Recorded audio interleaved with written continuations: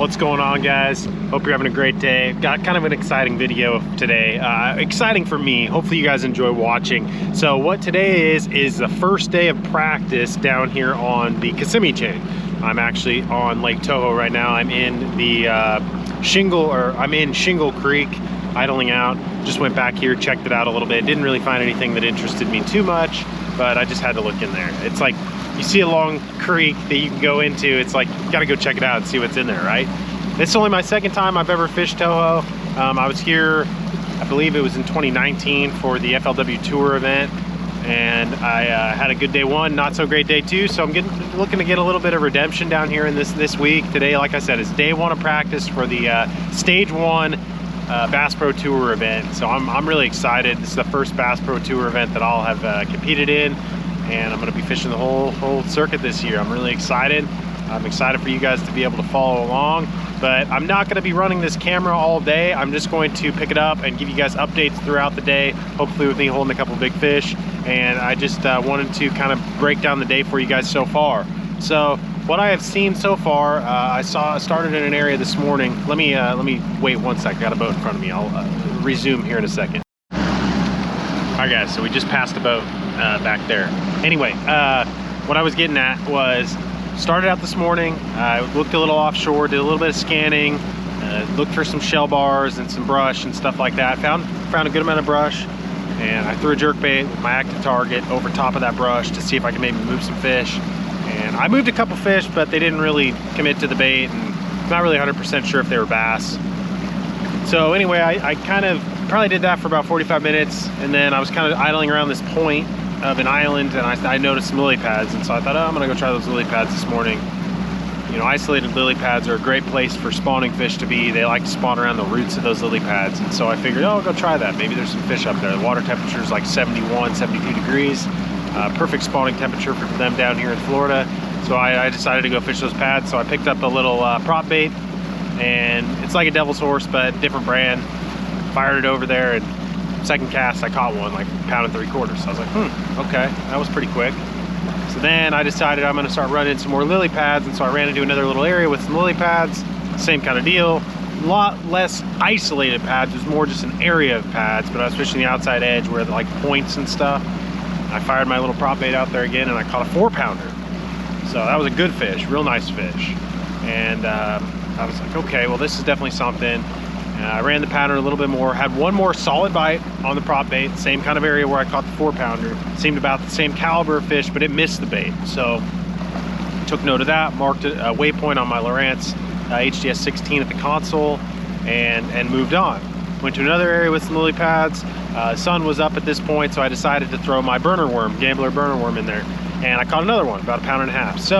So far what I've seen is that I can get some bites around some lily pads. I've had 4 bites so far today. It's 10:45 right now. Got out here around 7. Like I said, I idled for about an hour this morning, so really haven't fished for that long, and I've had 4 bites. You know, that's kind of how practice goes. You know, you may not get a lot of bites, do a lot of looking around, a lot of eliminating of water, kind of crossing things out of your mental checklist, or however you like to do it, but that's how I personally do it. So anyway, that's kind of how my day's gone so far. Caught one really nice fish that I would, you know, be happy to catch in the tournament, but all the fish that I've caught so far today have been scoreable bass. So this week's scoreable bass have to be 1 pound and 4 ounces, and all those fish that I caught have been over 1 pound and 4 ounces. So I've caught 3 scoreable fish so far, so I'm happy with the direction the day is going. I think right now I'm planning on running down to the southern end of the lake on Toho, and I'm gonna start looking a little bit more offshore. It looks like that morning, maybe mid-morning lull is probably over. So I'm gonna run down there and focus on some offshore hydrilla, as well as some isolated, you know, reed heads and pads and stuff like that, and maybe try to expand on that bite a little bit, but also try to find a group of fish offshore. Because if I can find an area or 2 offshore where there's a group of fish, I really feel like that's where I can do a lot of damage this week in this tournament. And so that's kind of what my mind is set on, is finding an offshore school of fish that aren't spawning fish, that are more their pre and your post-spawn fish. So with that said, let's get down there and check it out, and I will update you guys in an hour or 2 or 3. But anyway, when something happens that I feel like I should share with you guys, I'm gonna get on here and I'm gonna update you guys. So until then, hope you guys enjoyed the video so far. Hopefully I've given you guys some information that you can glean maybe you're down here in Florida fishing all the time, or maybe you've got a lake back home that you fish that sets up similar to a Florida fishery. So, or maybe you just want to kind of hear about how I break down practice. So anyway, guys, with that all said, I'll catch you here in a little bit.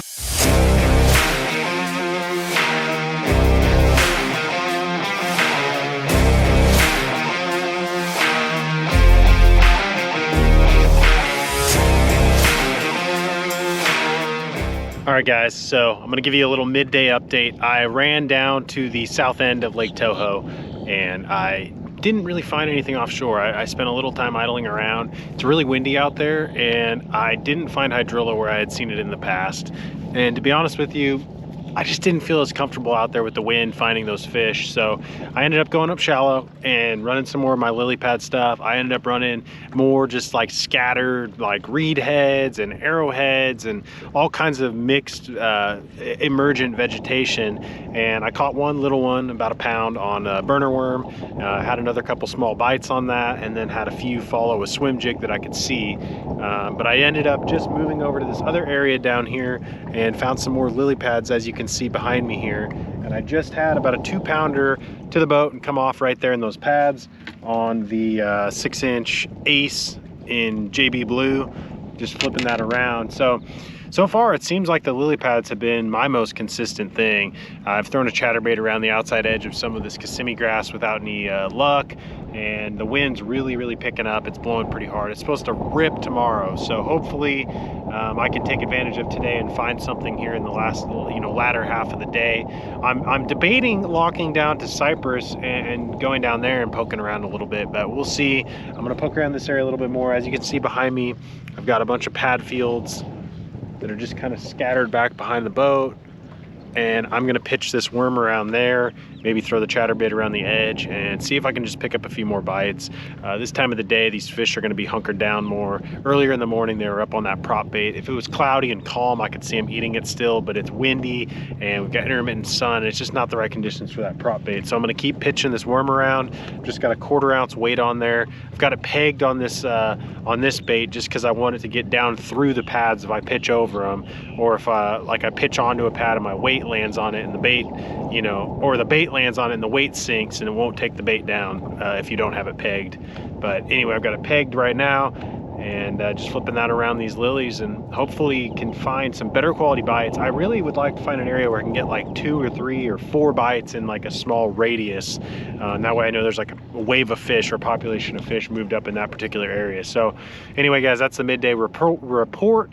It's been kind of slower throughout the latter morning to the middle part of the day now, so looking forward to getting some more bites and hopefully finding some big ones. Let's go. Well, guys, I literally set the camera down and next cast, check that out, decent one, not a big one, but that's on that 6-inch Ace in JB Blue. Not a bad fish, and it was right where I just lost that other one. It actually came, let me set him down, he's on the C deck right here, I'll get him back in a second, but he was actually out of that clump of lilies right on the corner. I stayed way back and I've got my power poles down right now. Made a long pitch to the edge.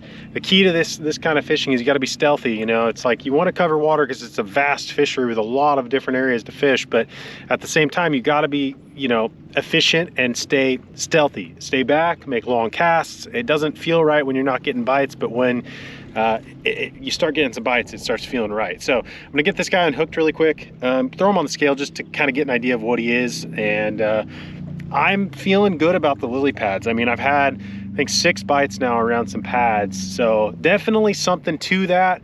Definitely a pattern, multiple areas, multiple different clumps of pads throughout the lake here, and a few different baits. So I'm looking forward to expanding on this a little bit more. Let me set the camera down, get this fish unhooked, and weigh it real quick. Let's get this girl back real quick.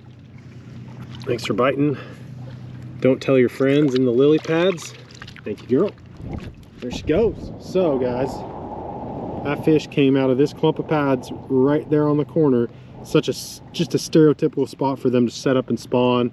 As you guys can see out here in the distance, I've got clumps of pads kind of scattered throughout this area. So, and then there's a huge pad field over here, and see, that's daunting to me. I mean, I can go in there and definitely fish around the edges and catch them, but that's a lot of lily pads. You can probably, whoa, that fish just, I don't know if that was the same fish or not, but That's a lot of lilies. So I'm out here on the edge fishing more of this isolated stuff. This gives me a little bit better target. So I just had a bite right here. I just had a bite right there. And I have not fished any of these other clumps. So if I get a bite on a couple more of these clumps, I may just leave this area because there's a bunch of it to fish, but also not a ton. You know, you could, you know, definitely wear this out fairly quick, but a lot of times on these lily pads, they'll just keep kind of funneling through. You'll get a little wave of fish that moves up, they spawn around them, they leave, more fish come in and spawn.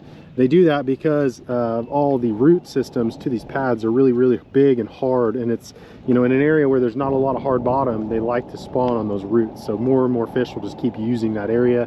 The more isolated clumps allow for more sun penetration, so those eggs can incubate, and those you know, baby bass can then hatch and hide in those lilies and in these reeds and stuff. But in that really, really, really thick stuff, they don't get as much light penetration. So this is a lot better area for them to set up and spawn. All right, guys, I am wrapping the day up. Day one of practice on the Kissimmee chain, Lake Toho is where I spent my day, is over. I'm idling out of a little canal right now to end the day. And today was decent. You know, it wasn't great. So what you guys missed is I had a few more bites on that prop bait, that topwater prop bait. One of them was a pretty good one, like 4 or 5 pounder, and it pulled off. So I had 2 bites on that prop bait today that I hooked, that I saw, that were over 4 pounds. One that I caught, and then that one that pulled off. And then I had a couple other solid bites on it as well. And then I caught those fish around those isolated pads. So it was a decent day. But anyway, I'm pulling into Big Toho Marina right now. My dad's backing the trailer down, so that's super nice. I just get to load it on the trailer and go in and get some food. So anyway, guys, I appreciate you following along. I know there wasn't any like fishing footage or anything like that, but I just wanted you to hear about how I kind of broke down the day and what I was figuring out as the day progressed. So anyway, guys, I'll catch you next time on another episode of Jake Ball Fishing.